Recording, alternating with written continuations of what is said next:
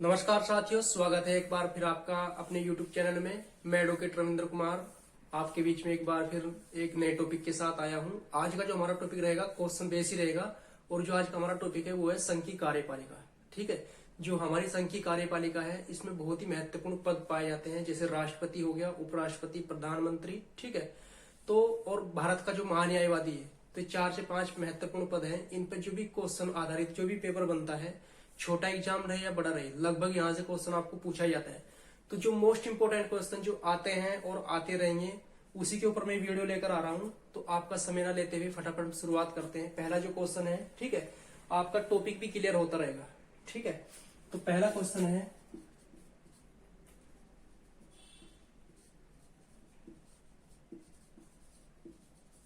किस अनुच्छेद में राष्ट्रपति की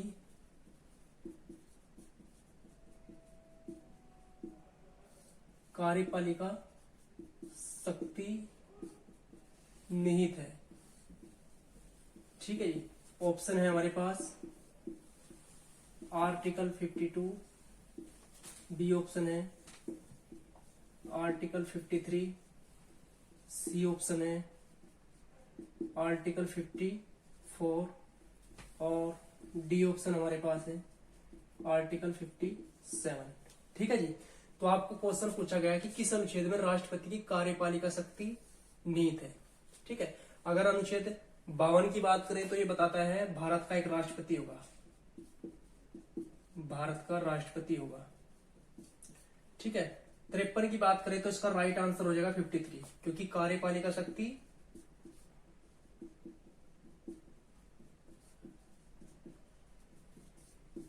शक्ति जो है वो 53 में बताया गया कि भारत का एक राष्ट्रपति होगा। 52 की बात करता है और 53 में बताया गया है कि कार्यपालिका शक्ति राष्ट्रपति में निहित होगी और राष्ट्रपति अपने अधीनस्थ अधिकारियों द्वारा कार्यों का संचालन कराएंगे। ठीक है, और अगर 54 की बात करें तो 54 में क्या है, राष्ट्रपति का निर्वाचन आ जाता है।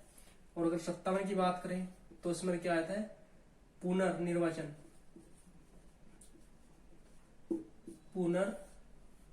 पुनर्निर्वाचन। ठीक है, तो हमारे पास 4 आर्टिकल क्लियर हो गए हमको। ठीक है, 4 आर्टिकल हमारे क्लियर हो गए। नेक्स्ट क्वेश्चन देख लेते हैं फटाफट से।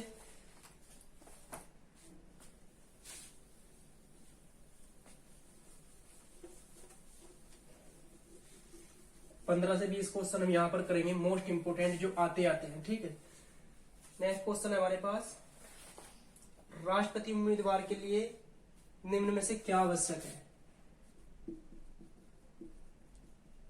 राष्ट्रपति उम्मीदवार के लिए निम्न में से क्या योग्यता नहीं है? ठीक है, नंबर 1, भारत का नागरिक हो। नंबर 2, 35 वर्ष आयु पूरी कर चुका हो। ठीक है, थर्ड है पढ़ा लिखा हो। ठीक है, और फोर्थ है लोकसभा के सदस्य बनने की योग्यता रखता हो,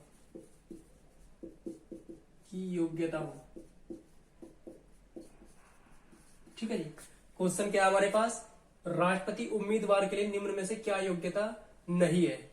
ये 4 योग्यताएं हैं और इसमें से आपको देखना है कि जो राष्ट्रपति है उसके पास कौन सी योग्यता जो हमारी है राष्ट्रपति योग्यता है उसमें नहीं आती है। ठीक है, तो पहला है भारत का नागरिक है, बिल्कुल सही है। दूसरा है 35 वर्ष आयु पूरी कर चुका, ये भी बिल्कुल सही है। तो जो पढ़ा लिखा है ये हमारा क्या हो जाएगा, राइट आंसर। तो जो योग्यताएं हैं उसमें पढ़ा लिखा का कोई जिक्र नहीं आता है। और लोकसभा का सदस्य बनने की योग्यता, ये भी क्या है हमारा सही है। तो इसका जो आंसर हो जाएगा, इसमें क्या नहीं है, तो पढ़ा लिखा, इसका कहीं भी जिक्र नहीं है। ठीक है, इसका कहीं भी जिक्र नहीं। और अगर योग्यता की बात करें तो हमें मिलती है आर्टिकल 58 में। आर्टिकल 58 में। इसमें क्या होती है, राष्ट्रपति की योग्यताएं। नेक्स्ट क्वेश्चन देख लेते हैं।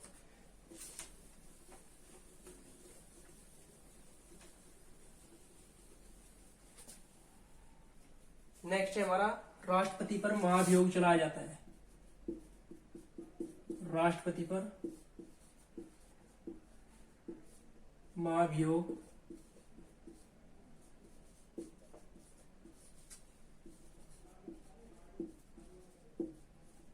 किस अनुच्छेद द्वारा चलाया जाता है?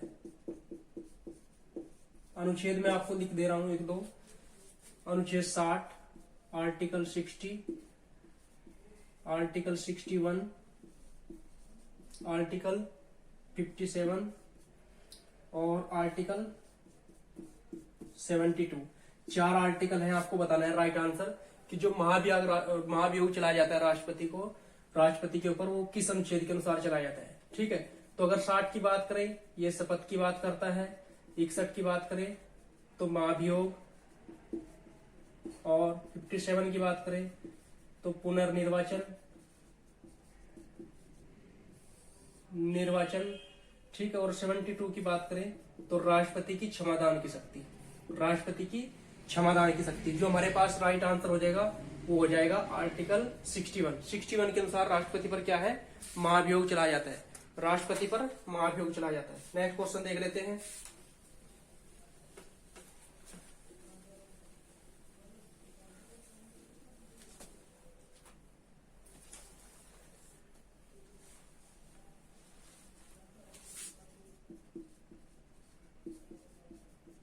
कौन सा अनुच्छेद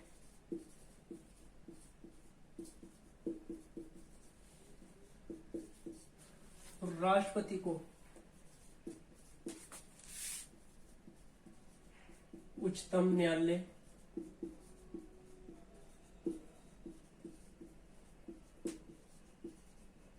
परामर्श की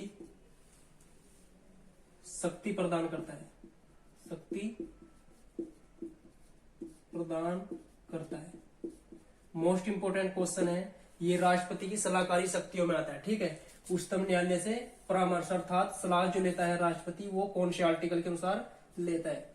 तो अनुच्छेद आर्टिकल 32, आर्टिकल 226, आर्टिकल 143 और फोर्थ ऑप्शन हमारे पास हो जाएगा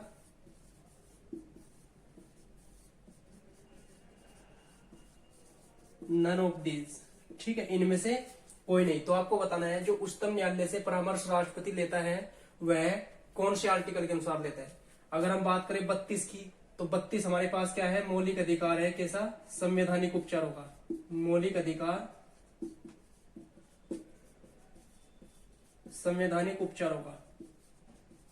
ठीक है, और अगर 26 की बात करें तो इसमें हाई कोर्ट को पावर दी गई है रिट जारी करने की।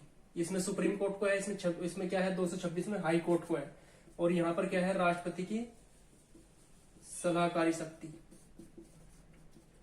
सलाहकारी शक्ति, तो राइट आंसर हमारा हो जाएगा आर्टिकल 143। 143 में राष्ट्रपति की क्या है, सलाहकारी शक्ति है। ठीक है, नेक्स्ट क्वेश्चन देख लेते हैं।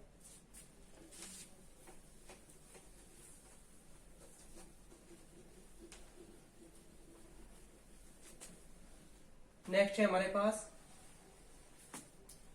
मोस्ट इंपोर्टेंट है कि निम्न में से किसी सदन का अध्यक्ष ऐसे व्यक्ति द्वारा की जाती है जो उसका सदस्य नहीं होता। निम्न में से किस सदन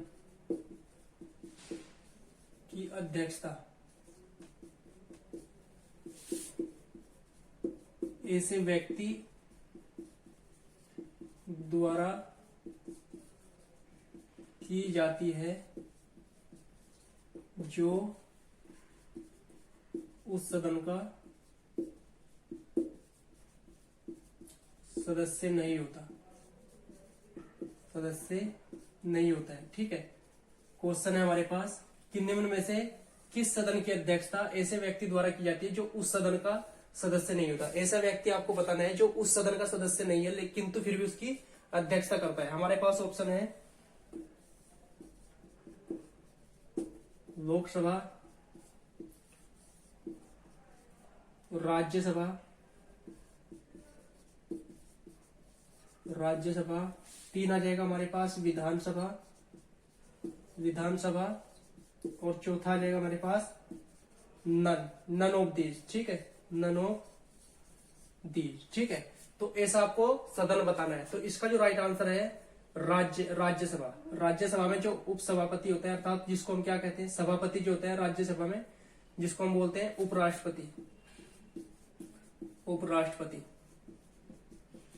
उपराष्ट्रपति राज्यसभा का सदस्य नहीं होता, किंतु फिर भी उसकी क्या करता है, अध्यक्षता करता है। कई बार आपको क्वेश्चन पूछा गया है और आगे भी इसके आने की संभावना है, ठीक है। नेक्स्ट क्वेश्चन देख लेते हैं।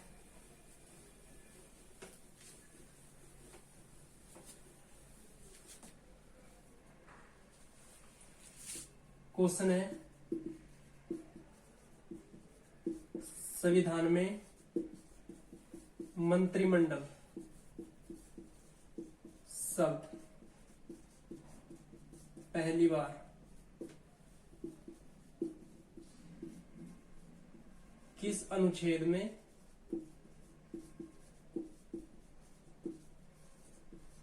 देखने को मिला है, देखने को मिला है, ठीक है। आपको ऐसा अनुच्छेद बताना है भारतीय संविधान का जिसमें केवल एक बार क्या है, मंत्रिमंडल शब्द का प्रयोग हुआ है, नहीं तो पूरे संविधान में कहीं पे भी मंत्रिमंडल शब्द का प्रयोग नहीं हुआ है, ठीक है। अनुच्छेद देख लेते हैं। आर्टिकल 352, आर्टिकल 356, तीसरा है आर्टिकल 360 और चौथा हमारे पास हो जाएगा ऑप्शन नन ऑफ दीज, इनमें से कोई नहीं, ठीक है, नन ऑफ दीज, ठीक है। तो जो मंत्रिमंडल शब्द का प्रयोग हुआ है वो हुआ है 352 में। अनुच्छेद 352 है कि यदि बाह्य आक्रमण हो या आंतरिक अशांति हो तो इस आधार पर मंत्रिमंडल लिखित सहमति पर, मंत्रिमंडल की लिखित सहमति पर राष्ट्रपति क्या करेगा, आपातकाल की घोषणा, आपातकाल की घोषणा, ठीक है। किसकी, मंत्रिमंडल की लिखित सहमति पर, लिखित सहमति पर,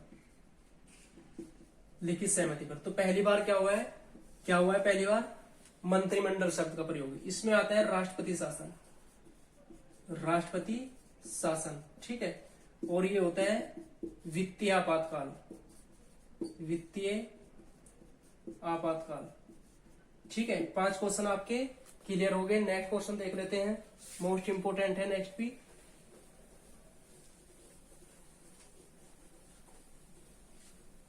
नेक्स्ट है हमारे पास, संसदीय शासन व्यवस्था में वास्तविक कार्यपालिका शक्ति किसके पास होती है। ये 6 नंबर है, संसदीय शासन व्यवस्था वास्तविक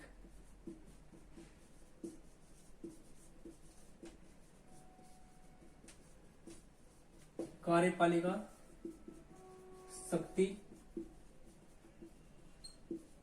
किसमें निहित होती है, किसमें निहित होती है, ठीक है जी।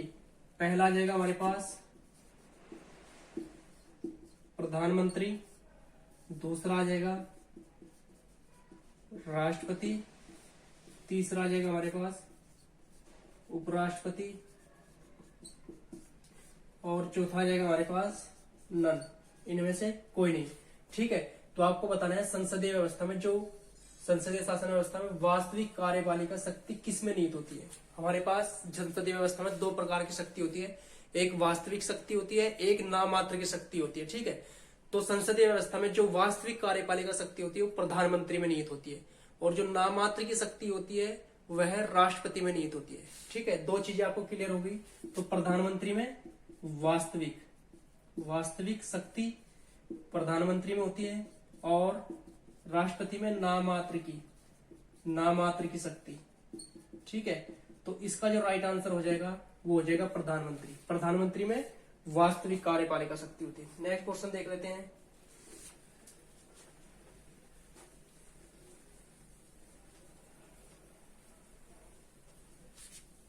नेक्स्ट है हमारे पास, भारत सरकार को कानूनी विषय पर कौन सलाह देता है। 7 नंबर, भारत सरकार को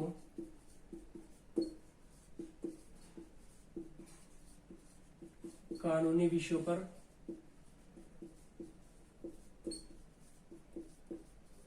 कौन सलाह देता है? कौन सलाह देता है?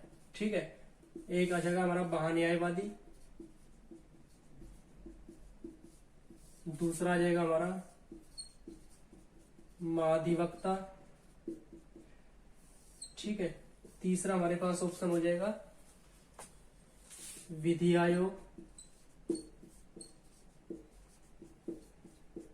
और चौथा हो जाएगा हमारे पास इनमें से कोई नहीं। ठीक है, तो आपको बताना है कि भारत सरकार को कानूनी विषयों पर सलाह कौन देता है। तो इसका राइट आंसर हो जाएगा हमारे पास आर्टिकल 76 के अनुसार महान्यायवादी भारत सरकार को कानूनी सलाह देता है, और कानूनी जो भी कार्य होते हैं वो महान्यायवादी करता है। ठीक है, और अगर हम राज्य की बात करें तो इसको बोलते हैं एडवोकेट जनरल। एडवोकेट जनरल, ठीक है, ये होता है राज्यों के महाधिवक्ता। राज्यों के महाधिवक्ता, राज्यों के महाधिवक्ता, और इसका जो प्रोविजन है वो आर्टिकल 165 में है। ठीक है, तो अगर भारत सरकार की बात करें तो महान्यायवादी होता है, और अगर राज्य सरकार की बात आ जाए तो तब महाधिवक्ता होता है, महाधिवक्ता। ठीक है, यहां तक आपको क्लियर हो गया। नेक्स्ट क्वेश्चन देख लेते हैं। क्वेश्चन नंबर 8,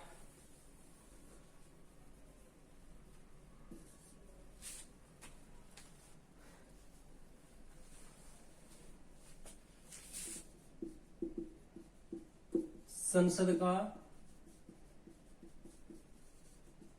किसी भी सदन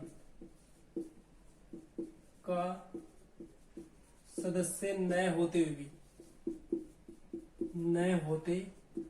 हुए भी सदन की बैठक में भाग लेता है।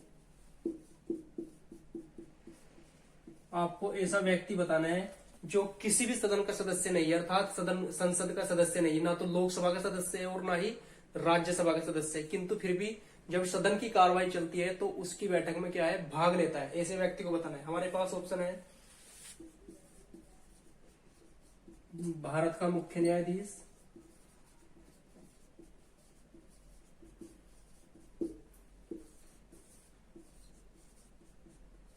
महाधिवक्ता, ठीक है, और तीसरा आ जाएगा हमारे पास महान्यायवादी, और चौथा आ जाएगा राष्ट्रीय मानवाधिकार आयोग। ठीक है, संसद का किसी भी सदन का सदस्य न होने पर भी सदन की बैठक में क्या है, भाग लेता है। तो इसका राइट आंसर हो जाएगा हमारा भारत का महान्यायवादी। महान्यायवादी एक ऐसा पद है जो किसी भी सदन का सदस्य नहीं है, किंतु जब भी सदन की कार्रवाई चलती है उसकी बैठक में भाग लेता है। ठीक है, नेक्स्ट क्वेश्चन देख लेते हैं।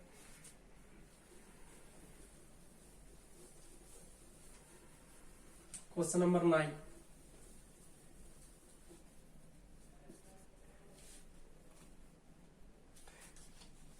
राष्ट्रपति पर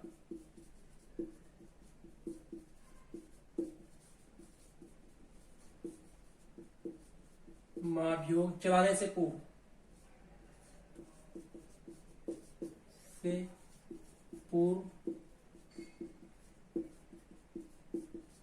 कितने दिन पहले सूचना देनी होती है? कितने दिन पहले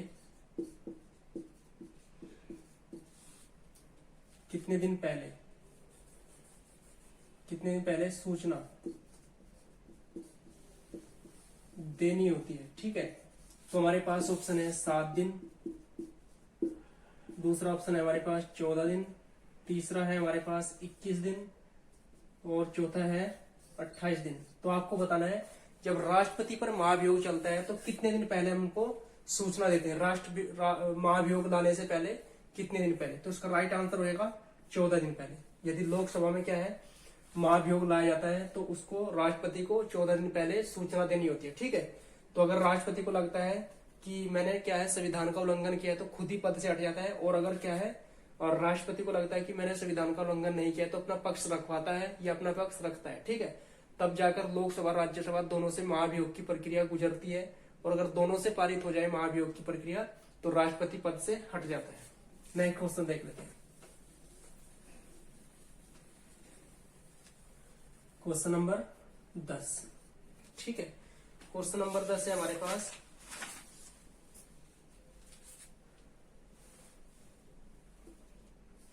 सीएजी अर्थात नियंत्रक एवं महालेखा परीक्षक, सीएजी का मार्गदर्शक या मित्र निम्न में किसे माना जाता है? ठीक है, तो हमारे पास ऑप्शन है प्रवर समिति, नंबर 2 है प्राक्कलन समिति, नंबर 3 है लोक लेखा समिति, नंबर 4 है इनमें से कोई नहीं। ठीक है, तो जो सीएजी होता है हमारा कंट्रोलर ऑफ ऑडिटर जनरल जो होता है, ठीक है, उसका मित्र या मार्गदर्शक निम्न में से कौन सी समिति को माना जाता है? ठीक है, तो इसका जो राइट आंसर होता है वो होता है लोक लेखा समिति। लोक लेखा समिति जो सीएजी हमारी रिपोर्ट देता है, उसी रिपोर्ट के आधार पर सरकार की जो आय और व्यय का खर्चा हो, जो आय और व्यय होता है उसका निरीक्षण करता है। किसकी रिपोर्ट के आधार पर? जो सीएजी रिपोर्ट देता है। ठीक है, और अगर क्वेश्चन आपको आए कि जो लोक लेखा समिति की जुड़वा बहन किसे कहते हैं, तो ये होती है जुड़वा बहन किसकी? लोक लेखा समिति की। प्राक्कलन समिति क्या होती है? लोक लेखा समिति की जुड़वा बहन कहते हैं। ठीक है, तो आपको अगर क्वेश्चन आए कि सीएजी का मार्गदर्शक या मित्र कौन है, तो लोक लेखा समिति, और अगर पूछा जाए कि प्राक्कलन समिति की जुड़वा बहन कौन है, तब भी लोक लेखा समिति आएगा। ठीक है, यहां तक आपको क्लियर हो गया होगा। नेक्स्ट क्वेश्चन देख लेते हैं।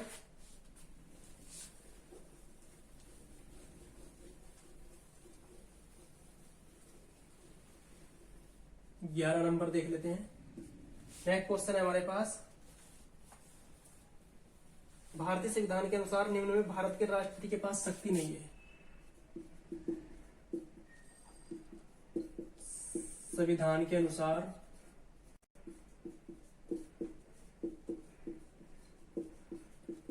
कौन सी शक्ति राष्ट्रपति के पास नहीं है? नंबर 1 अध्यादेश, नंबर 2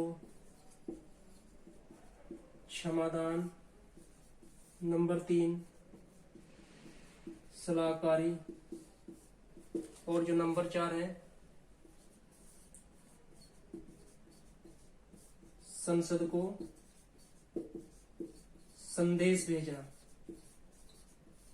आपको बताना है जो राष्ट्रपति है उनके पास निम्न में से कौन सी शक्ति नहीं है। इसकी बात करें तो आर्टिकल 1, 2, 3 के अनुसार अध्यादेश जारी कर सकता है, और आर्टिकल 72 के अनुसार क्षमादान की शक्ति प्राप्त है, 143 के अनुसार सुप्रीम कोर्ट से सलाह लेने की शक्ति प्राप्त है। किंतु अगर संसद को संदेश भेजने की बात करें तो यह शक्ति राष्ट्रपति के पास नहीं है। तो उसका राइट आंसर हो जाएगा संसद को संदेश भेजना राष्ट्रपति की शक्ति नहीं है। नेक्स्ट क्वेश्चन देख लेते हैं।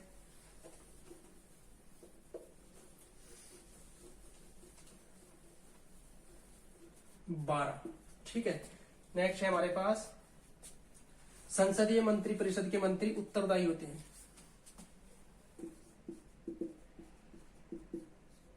संसदीय मंत्री परिषद किसके प्रति सामूहिक रूप से उत्तरदायी होती है, उत्तरदायी होती है, ठीक है, उत्तरदायी होती है। नंबर 1 प्रधानमंत्री के, नंबर 2 राष्ट्रपति के प्रति, नंबर 3 लोकसभा के प्रति, नंबर 4 और अगर नंबर 4 की हम बात करते हैं तो वो है संसद के प्रति, ठीक है।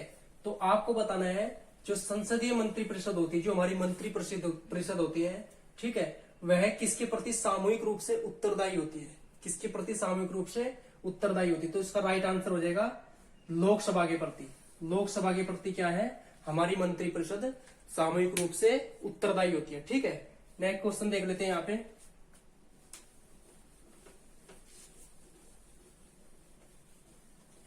क्वेश्चन नंबर 13,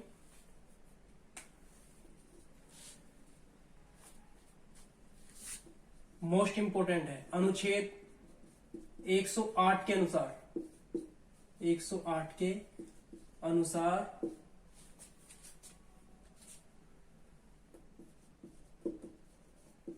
संयुक्त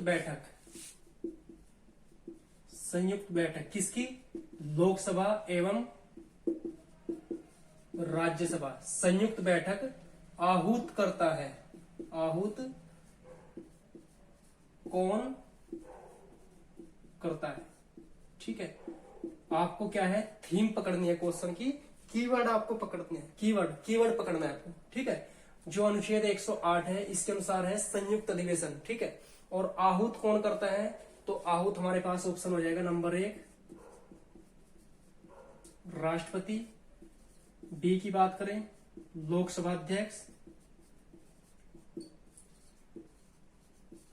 लोकसभा अध्यक्ष, 3 की बात करें प्रधानमंत्री, और 4 की बात करें उपराष्ट्रपति, ठीक है। हमारे पास 4 ऑप्शन है। आपको बताना है कि अनुच्छेद 108 के अनुसार जो संयुक्त बैठक होती है उसको आहूत कौन करता है। आपको शब्दों पे जाना है कि आहूत शब्द आ रहा है कि आहूत कौन करता है। आहूत का मतलब होता है बुलाना, ठीक है। आहूत का मतलब होता है बुलाना। अनुच्छेद 108 के अनुसार संयुक्त बैठक को कौन बुलाता है या कौन आहूत करता है, ठीक है। तो इसका जो राइट आंसर हो जाएगा वो हो जाएगा राष्ट्रपति। और अगर इसके विपरीत दूसरा क्वेश्चन आपसे पूछा जाए कि अनुच्छेद जो 108 है उसके अनुसार जब लोकसभा और राज्यसभा की संयुक्त बैठक होती है उसकी अध्यक्षता कौन करता है, तो उसकी अध्यक्षता करेगा लोकसभा अध्यक्ष। किंतु अगर आहूत की बात आ जाए तो इसका राइट आंसर क्या हो जाएगा, राष्ट्रपति, ठीक है। तो ये हमारे पास क्या थे, कुछ क्वेश्चन थे, ठीक है। और मिलते हैं आपको नेक्स्ट वीडियो में। मोस्ट इंपोर्टेंट जो भी कार्यपालिका संबंधित क्वेश्चन थे मैंने आपको सभी करा दिए हैं लगभग, इससे बाहर आपका कुछ भी नहीं पूछा जाएगा, ठीक है। तो जुड़े रहिए हमारे चैनल के साथ। और यदि आपको ये तरीका अच्छा लग रहा है तो प्लीज आप कमेंट बॉक्स में बता दीजिए। और मेरी कोशिश रहेगी, क्योंकि अभी क्या है आपके एग्जाम चल रहे हैं, ठीक है, तो ये पोर्शन आपका आता ही आता है, इसलिए मैंने आपको क्वेश्चन बेस पढ़ाया है। टॉपिक वाइज आपका लेक्चर अलग से चलेगा, चिंता मत करना है आपको कि मतलब क्वेश्चन करा रहे हैं, ठीक है।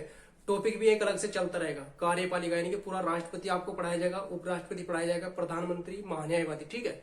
लेकिन अभी क्वेश्चन इसलिए कराए हैं कि आपके एग्जाम चल रहे हैं और कुछ एग्जाम आपके आने वाले हैं, तो ये मोस्ट इंपोर्टेंट पार्ट था हमारा, हर एग्जाम में पूछा जाता है। आप इसे तैयार करके जाइए बेचिंत होकर, यहाँ से कोई ना कोई क्वेश्चन आपको जरूर मिलेगा। वीडियो को आपको ज्यादा शेयर करना है, लाइक करना है, चैनल को सब्सक्राइब करना है, ठीक है। जुड़े रहिए हमारे साथ। यदि वीडियो आपको अच्छी लगी है, लेक्चर आपको अच्छा लगा है तो प्लीज कमेंट बॉक्स में लिखकर भेजिए। तो मिलते हैं आपको नेक्स्ट वीडियो में, तब तक के लिए आप अपना सभी ध्यान रखिए। धन्यवाद।